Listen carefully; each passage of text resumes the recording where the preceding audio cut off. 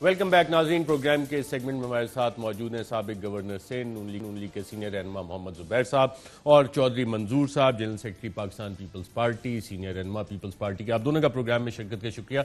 चौधरी मंजूर साहब, वजीर आजम पाकिस्तान ने आज अपने दो ऐसे पीएम्स डॉक्टर जफर मिर्जा और डॉक्टर तानिया इदरूस उनसे इस्तीफे ले लिए।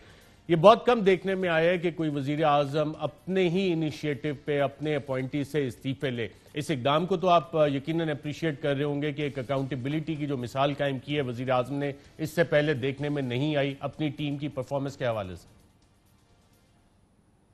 नहीं, मेरा नहीं ख्याल ऐसी कोई बात है। ये उस खातून को तो मैं जानता नहीं, उसको किस बुनियाद पर लेकर आए थे। डॉक्टर जफर मिर्ज़ा साहब को मैं भी ज़ाती तौर पर जानता हूँ। उनका इख्तलाफ चल रहा था इनका पहले दिन से ही कोविड के ऊपर भी। मसलन वो चाइना पे स्टैंड उनका था, चाइना के बाद इनका स्टैंड था, वो मुखालिफ थे, वो क्वारंटीन चाहते थे उधर, इन्होंने नहीं किया। एयरपोर्ट्स पे वो चाहते थे, इन्होंने नहीं किया।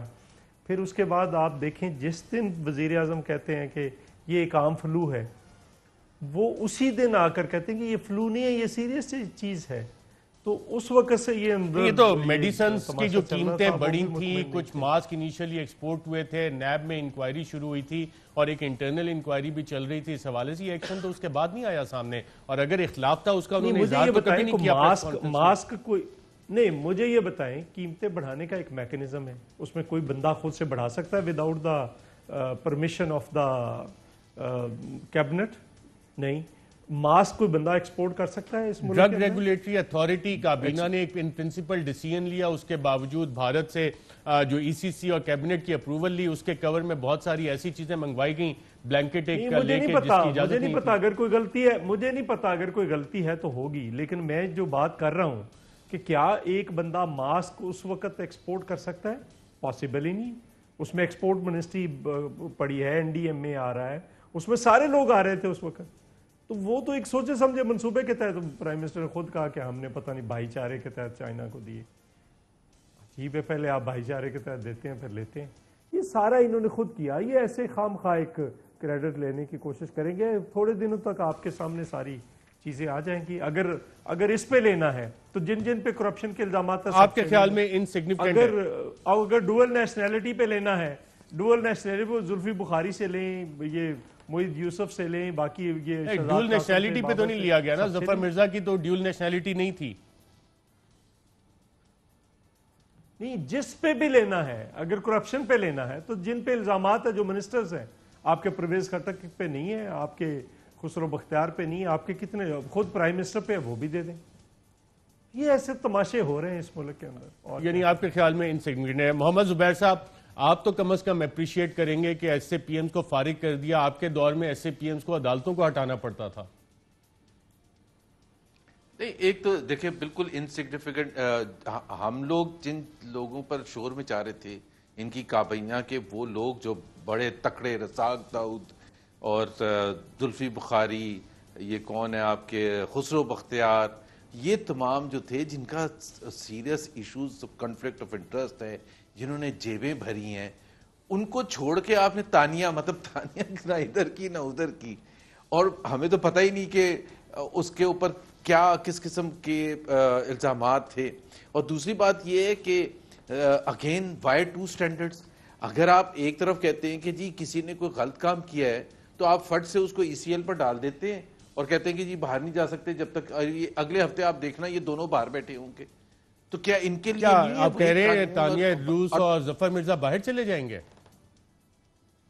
एब्सोल्युटली 100% आप देख लीजिएगा। मतलब वो देखे ना, वो बाहर से आए थे और पहले से ही पता था कि वो बाहर से आए थे। जिस दिन हफीज शेख साहब हैं जिस तरह, या जुल्फी बुखारी है, जिस दिन इनकी छुट्टी होगी ये भी बाहर चले जाएंगे। देखे, या तो ये है ना कि इनका एक रिकॉर्ड हो पीछे यहाँ रहने का और पाकिस्तान की खिदमत करने का। उसी वक्त खिदमत याद आती है जब झंडा लगना होता है। तो ये तो बड़े अजीब से स्टैंडर्ड है। और दूसरी बात ये है, बिल्कुल we have the right to know के प्रिसाइसली फॉर व्हाट रीजन इनको निकाला है। आपने कहा ना कि प्राइम मिनिस्टर को हम अप्रिशिएट करें, हम जरूर अप्रिशिएट करेंगे कि अगर इनको कोई गलत काम पर इनको निकाला है। अगर तो इनको पुअर परफॉर्मेंस पर निकाला है तो फिर वजीर आज़म को अच्छा, सबसे तानिया पहले जाना इद्रूस का चाहिए, जो मामला अपनी हुआ, मैं फाइनेंस आपको टीम एक को क्लिप जाना भी चाहिए। प्रोग्राम का सुना देता हूं। आपसे कॉर्पोरेट मामला समझते हैं, दोनों हुकूमती मामला भी समझते हैं। कॉन्फ्लिक्ट ऑफ इंटरेस्ट के हवाले से एक डिजिटल पाकिस्तान फाउंडेशन बनी थी जिसका उमर कुरैशी ने पहले ट्वीट पर जिक्र किया, फिर हमने प्रोग्राम पे फॉलोअप भी इसका किया था। क्या सवाल जवाब भी और क्या जवाब आए थे, जरा देखिएगा। क्या ये डिजिटल पाकिस्तान फाउंडेशन हुकूमत पाकिस्तान की फाउंडेशन है? नहीं जी, digital Pakistan foundation section 42 company है, प्राइवेट कंपनी। आपने प्राइम मिनिस्टर से भी इजाजत ली थी इसकी? उनसे बिल्कुल जिस्ट इस कॉन्सेप्ट की बिल्कुल शेयर की। इसमें एक फिट एंड प्रॉपर क्राइटेरिया भी है कि अगर आपकी कोई पॉलिटिकल एफिलिएशन है तो फिर आप कंपनी के डायरेक्टर नहीं बन सकते। अगले दिन आपका नोटिफिकेशन हो गया as SAPM to the prime minister, तो आपने कंपनी से क्या अभी तक डिजिटल पाकिस्तान फाउंडेशन से रिजाइन किया? नहीं जी, section 42 not for profit company के बोर्ड के ऊपर होने पे कोई रिस्ट्रिक्शन नहीं है। ओन कौन करता है ये इसकी कंपनी? ओनरशिप का इसमें ताल्लुक ही नहीं होता। डायरेक्टर्स कौन है शेयर्स इसके? जी 4 लोग थे, उस वक्त जहांगीर तरीन साहब थे। एक हम चाहते थे उसके ऊपर एक लॉयर हो। वो लॉयर कौन थे? जी, लॉयर का नाम है सिकंदर बशीर। वो जहांगीर तरीन के वकील हैं? जी, वो जहांगीर तरीन के वकील हैं। कॉन्फ्लिक्ट ऑफ इंटरेस्ट आपको इसमें नजर नहीं आ रहा? डिजिटल पाकिस्तान और digital Pakistan foundation, conflict of interest तो तब होना जब अगर कोई इस कंपनी ने किसी गवर्नमेंट के कॉन्ट्रैक्ट पे बिड करना हो। जी जुबैर साहब, और इसके बाद वज़ीर आज़म ने एक इंक्वायरी की जिस पे हमारी इतलात है कि सेटिस्फैक्ट्री जवाब नहीं है और इस्तीफा ले लिया गया। ये मामला हमारी इतलात के मुताबिक इस वजह से इस्तीफा लिया गया। आप समझते हैं ये कोई इशू नहीं था? डिजिटल पाकिस्तान फाउंडेशन अपनी एक कंपनी बना लें उसी नाम की जिसमें आपने पैसे मंगवाने। एब्सोल्युटली इशू था। एक तो ये बड़ा स्मार्टली ये टर्न अराउंड करके कह रही हैं कि जी नॉन प्रॉफिट ऑर्गेनाइजेशन, नन तो उसमें पैसे आने थे ना, वो पैसे खर्च होने थे, उसकी डिप्लॉयमेंट होनी थी, किधर होने थे, और आप वही पोजीशन आपकी फिर गवर्नमेंट में इतनी अहम पोजीशन है, तो सीरियस कॉन्फ्लिक्ट ऑफ इंटरेस्ट था। तो क्वेश्चन ये है कि क्या ये काफ़ी है कि जी इतनी हद तक सिर्फ हो और वो रिजाइन करें और चली जाए?